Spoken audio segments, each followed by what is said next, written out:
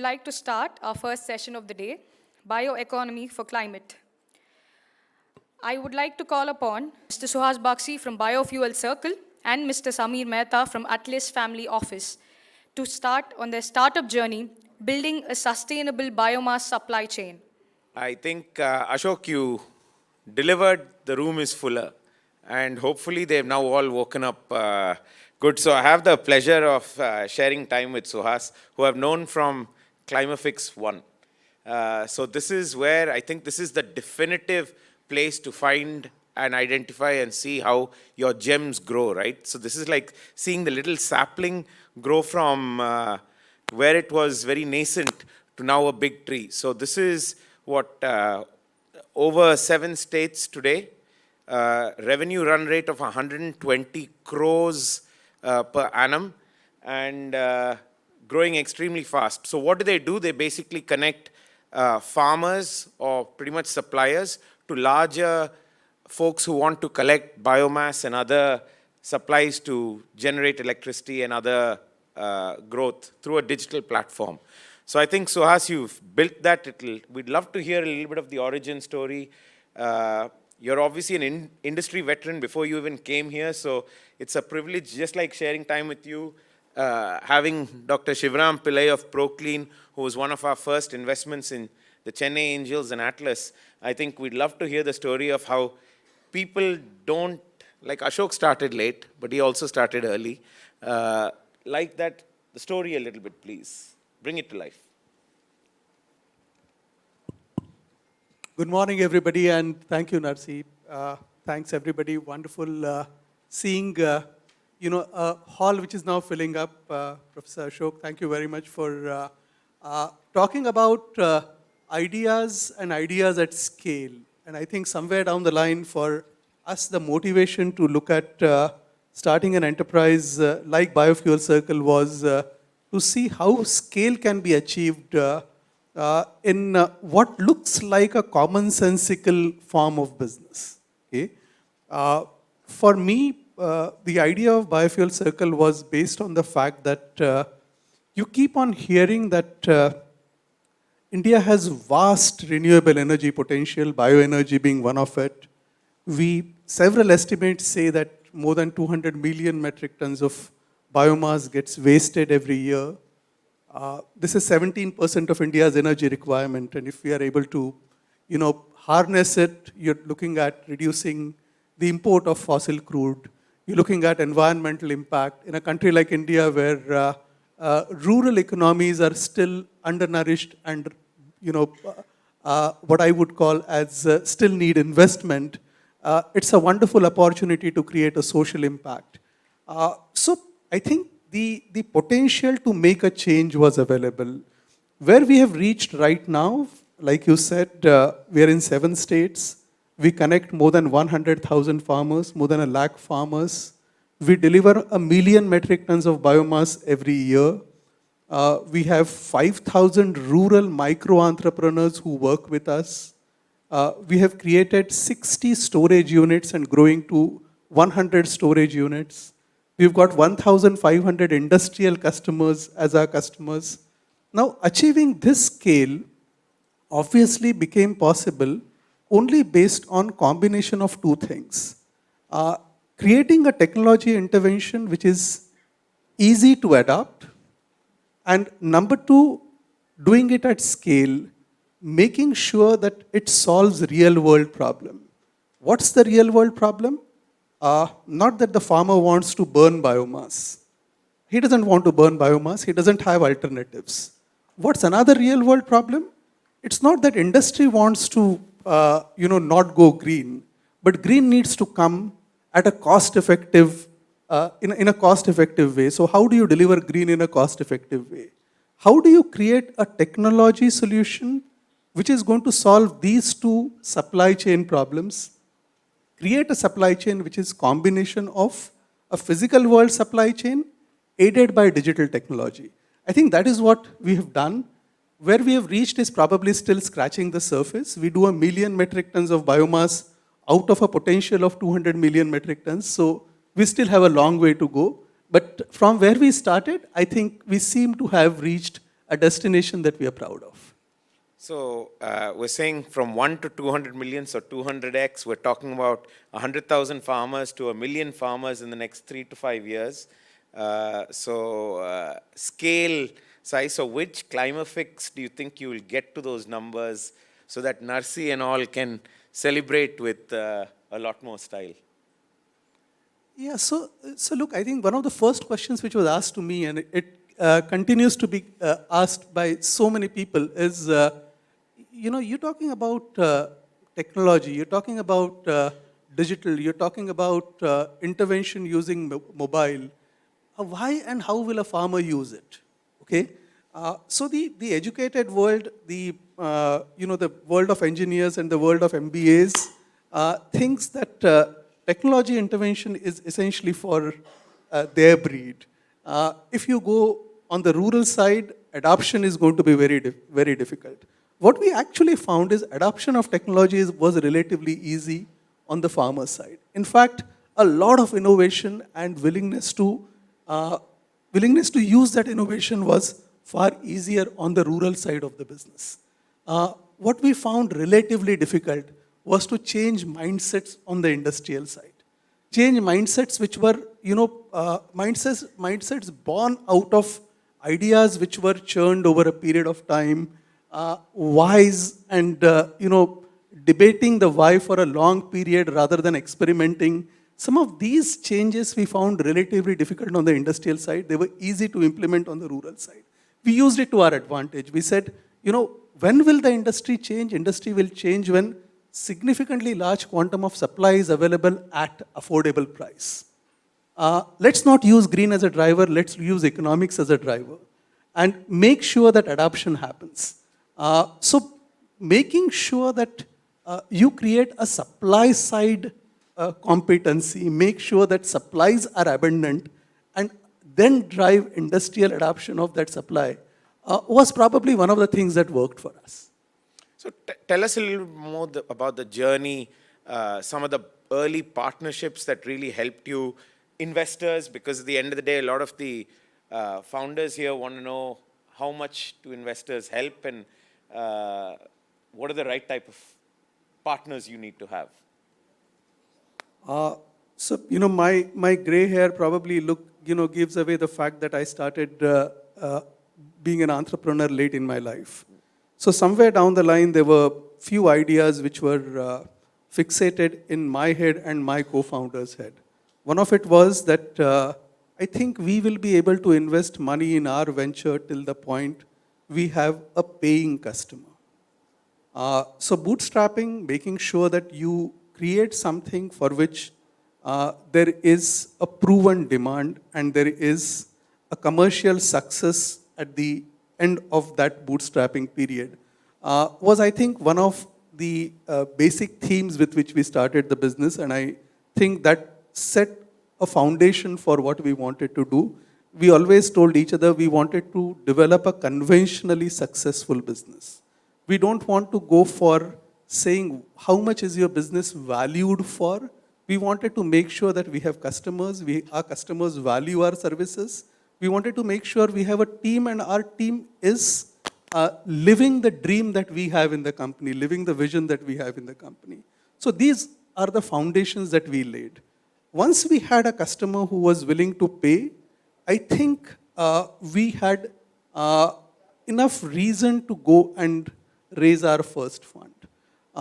Once again, probably what helped us was both me and Ashwin were having sufficient number of years of experience in the industry. So we had friends who were already angel investors and who were willing to invest in us because we were doing that business. So I think the first round of investment was relatively not very difficult.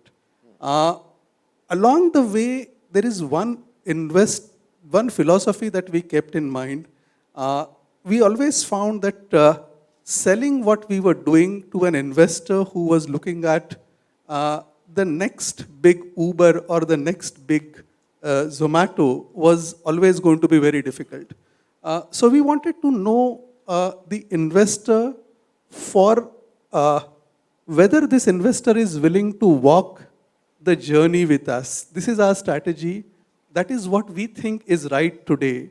As we start walking the strategy, we will make changes. Does the investor understand this? We were very, very fortunate to get in our second round Spectrum Impact as one of our investors.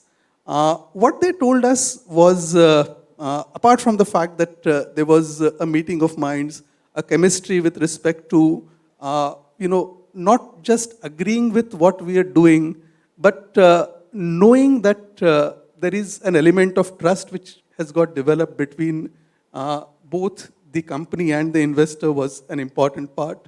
The thing that worked for us is they said, look, we're not just writing a check, but we're willing to be a sounding board for you. Not only are we willing to be a sounding board for you, but we understand that companies at this stage, when they grow, they require access to capital, which is not just equity. Okay? So we're willing to encourage a dialogue which would look at business model financing beyond equity. And I think that's the click that worked for us, because we felt that we have, I wouldn't say a license, but we have a power to imagine things beyond what we have thought.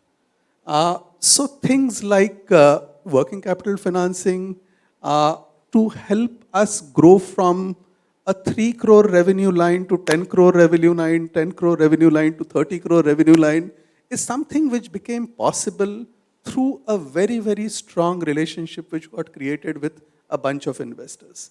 And I do believe that, that is one very, very strong reason why we could imagine beyond what we had earlier thought. The second thing which worked for us was customer confidence and a push that customers were willing to give to us to make us dream once again beyond what we were willing to dream.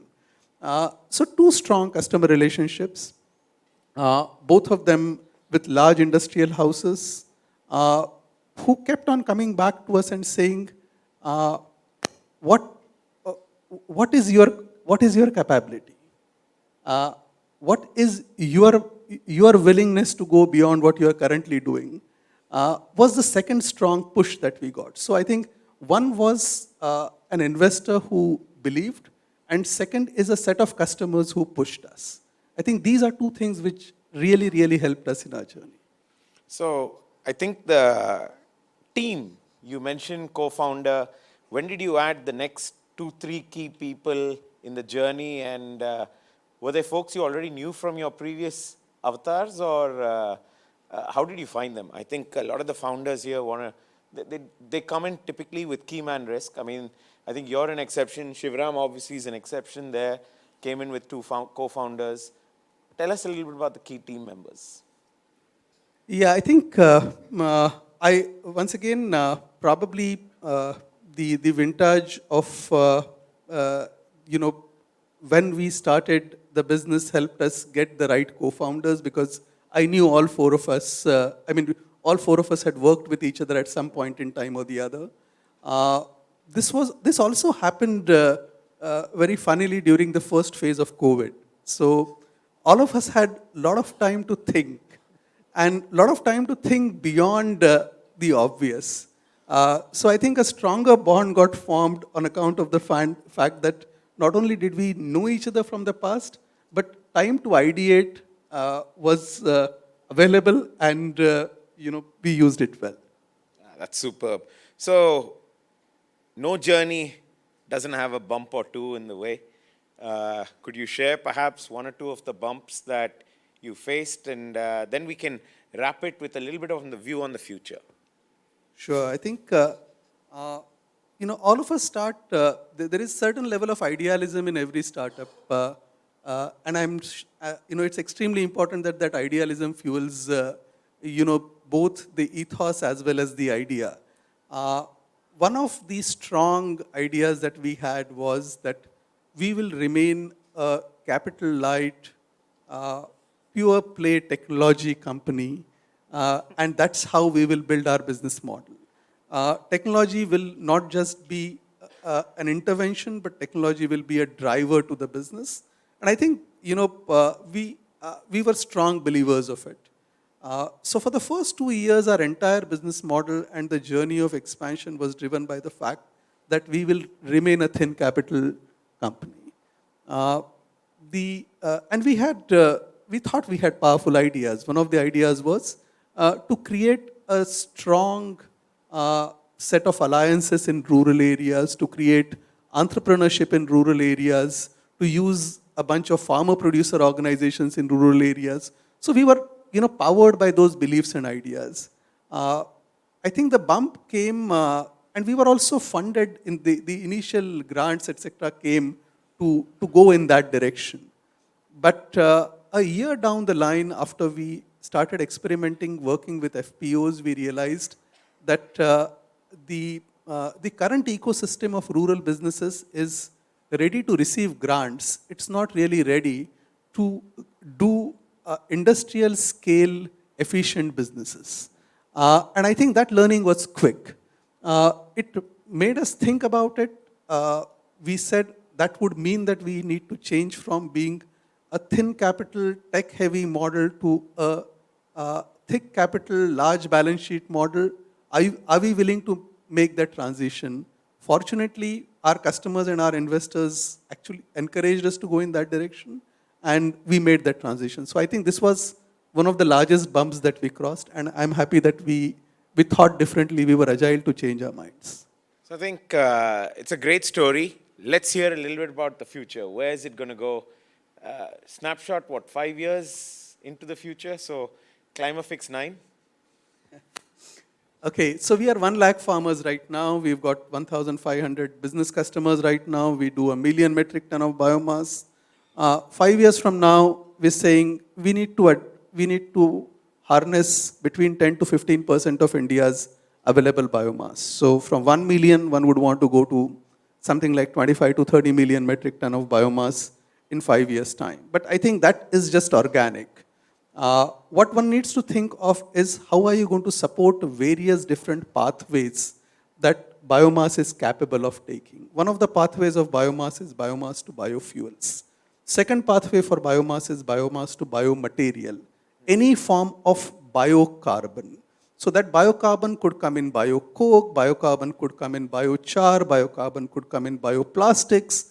There are several different pathways of biomass possible, and there are different supply chain and supply chain services required there, different interventions required there. So making sure that we become a primary reason why companies feel encouraged to transition from fossil carbon to biocarbon is what one would want to do. That a supply chain partner exists, and that supply chain partner is going to allow me to reach scale for any type of biocarbon business that I want to get into, is the position that we would want to create.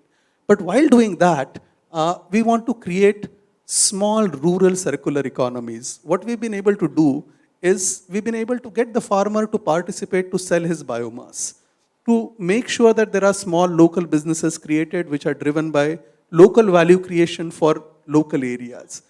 We don't want to stop at that. We want to make sure that these becomes drivers for local circular economy. So these businesses should take back and take biocarbon back into the soil, make sure that sequestration becomes possible. So soil nourishment, in addition to several different biocarbon pathways, is what one would want to achieve across more than 3 million farmers, and make sure that more than 10 to 15% of India's biomass is harnessed through our business. Thank you, Suhas. I think we're within the 20-minute mark. So I think with that, I'd like to thank you for coming here and sharing the journey. Perhaps if we could take maybe one question on Narsi, we'll keep it on time. Let's roll. So thank you, and we look forward to seeing you on Climafix 5. Thank you so see much. The dream will come to life. Thank you so much. Thank you. Thanks, guys. If you put your hands together. Thank you.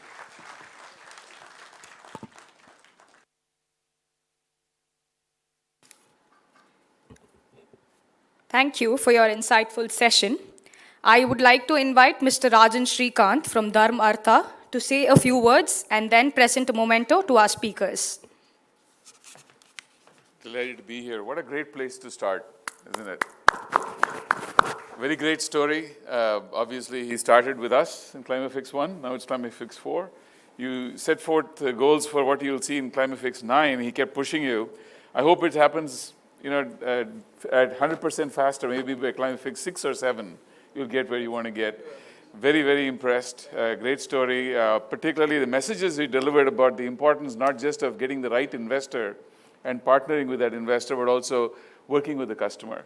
That we often lose sight of that today when the focus is just on valuation. You made that point, that valuation is not necessarily the only metric, it's the impact. So thank you. I can't think of a better story to start Climafix 4.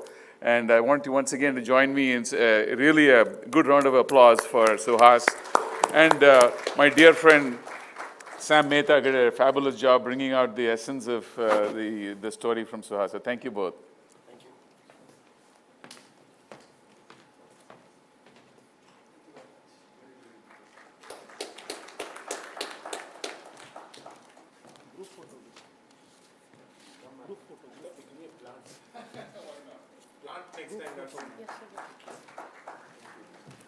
Sir, could you also stay back for a group photo, please?